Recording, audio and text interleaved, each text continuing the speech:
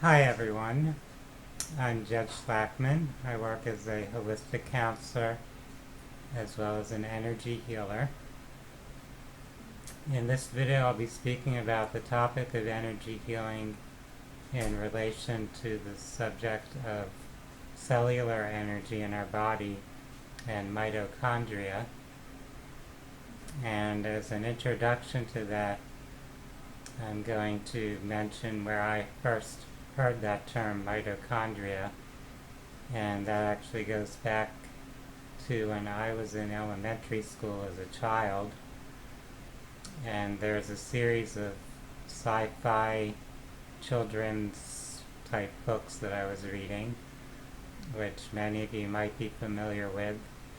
It's a series that includes A Wrinkle in Time, authored by Madeline Wrinkle, and she actually had a trilogy of books with the characters that people are familiar with from A Wrinkle in Time. So there was that book, and then there is another book called A Wind in the Door, and another book called A Swiftly Tilting Planet. So those books had the same family or cast of characters in them, and they had these very forward-thinking kind of themes in them that brought very cutting-edge kind of science concepts together with some psychological and spiritual or metaphysical themes. In the Wrinkle in Time novel, a major theme was the idea of the power of love and compassion and caring overcoming the powers of darkness, and you'll find that theme present in her other books in that series as well, sort of the ability of love and light to conquer fear and darkness. And there's also ideas related to ancestral healing, and the character Charles Wallace in those books, we have a person who's experiencing a mitochondrial illness or disease of some sort. So that's where I heard about mitochondria. And in that story, this child is affected by having kind of a deficit or depletion of energy. So there's the understanding that mitochondria are the energy centers in the cells of our body. So when they're not functioning properly, we're not getting enough energy into our body for our cells and our organs and everything to function properly. In the time since those books were written, which I would say is around the 1970s, from then to the present, the science has expanded a lot, so we know a lot more about mitochondria, how they function, and what variables can impact the mitochondria and thus impact our health, our energy patterns or cycles in our body. So we know that different drugs and herbs affect the mitochondria.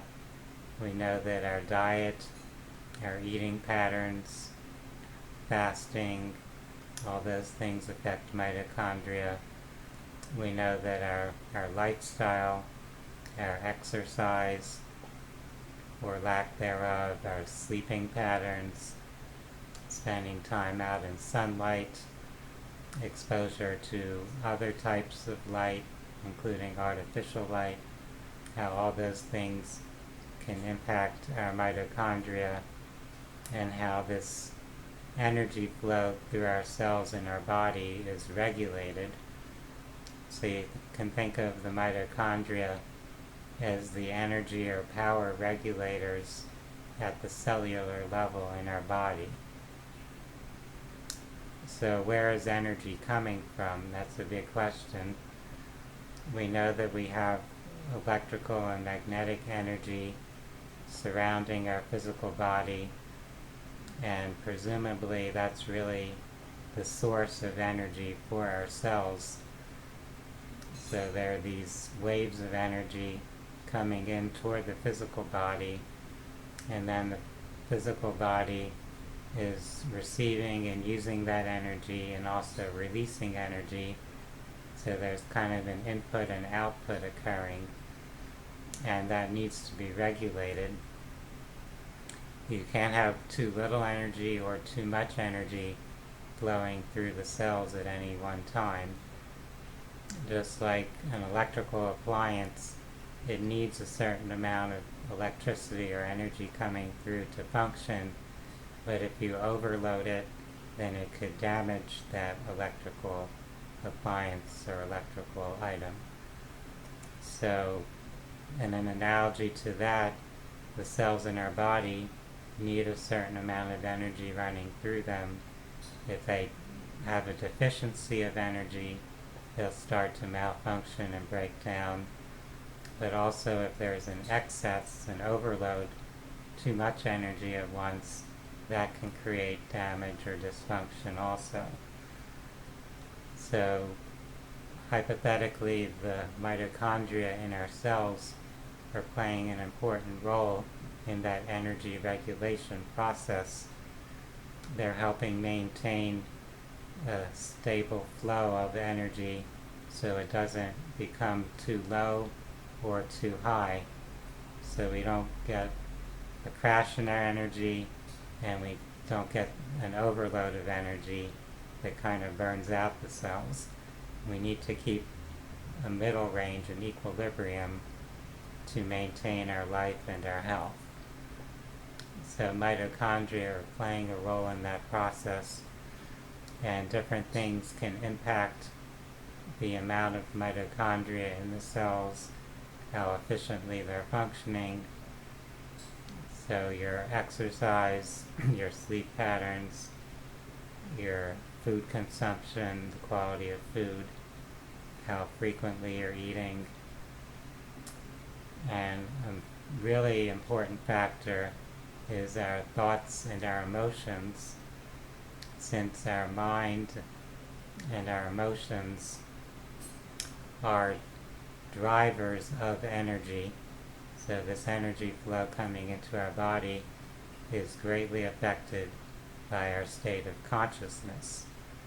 So if you have very strong, intense emotions, there's this really big charge of energy that's being emitted, and that energy is coming through your body. Your body has to process and receive that. So if you're in good physical health, your body is better prepared or able to handle that mental and emotional energy. And if your mental and emotional energy is more stable, more balanced, that actually helps your physical body function better. So it's all really interrelated and interconnected. With different forms of energy healing, we can help balance and stabilize the subtle energy flow, and that will in turn tend to support restoring more balance or harmony to the physical body's energy system, to the cellular energy flow and cycle. So that's going to impact your mitochondrial health. So any type of energy exercise or practice can have an impact on that. That includes the biofield type therapies, things like Reiki and pranic healing and quantum touch, healing touch, etc. Also, physical movement types of energy exercises, things like Qigong and Tai Chi, yoga, different forms of stretching, things that kind of open up the physical energy flow, that can have an impact.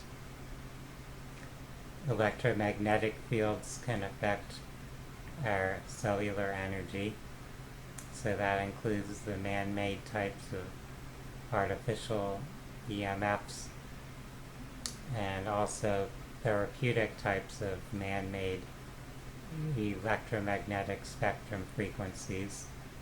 So that includes things like the pulsed electromagnetic field equipment, scalar wave energy, the microcurrent type devices, TENS units, also sound frequencies, light frequencies, color frequencies. All of those are being received in some way at the cellular level and affecting the cellular energy cycles. Obviously, chemical factors can affect it. So if you're consuming any types of drugs or medications, including recreational ones, those can affect your cells. Your diet, if you're consuming foods with high amounts of fats and sugars and other ingredients, that's going to affect the energy flow in your body. Obviously, carbohydrates and fats are a form of stored energy that your body can use. So when we're eating food, we're providing a chemical correlate to assist with energy metabolism in the body.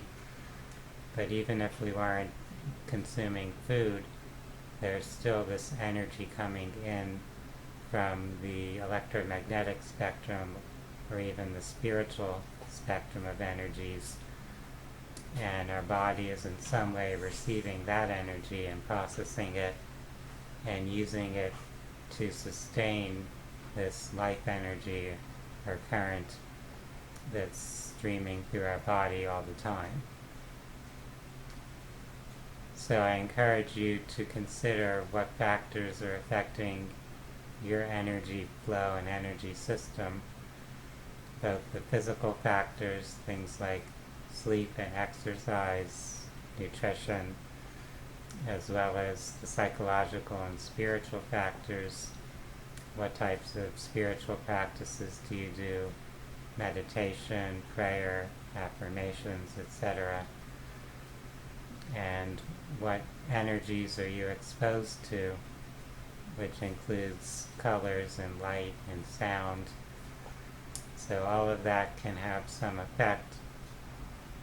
And if you're going to doctors and learning that you have some types of illnesses or disorders that are believed to be related to a disturbance in your mitochondria and your cellular energy production, consider this whole wide range of ways of influencing that system, different things that you can do to help refresh that healthy or stable energy flow.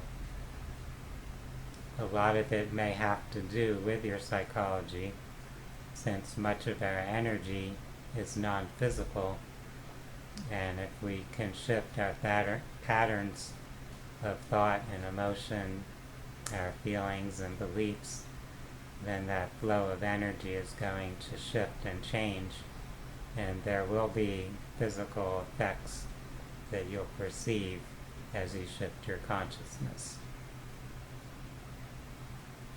I hope that this introduction to the topic of energy healing and mitochondria has been useful.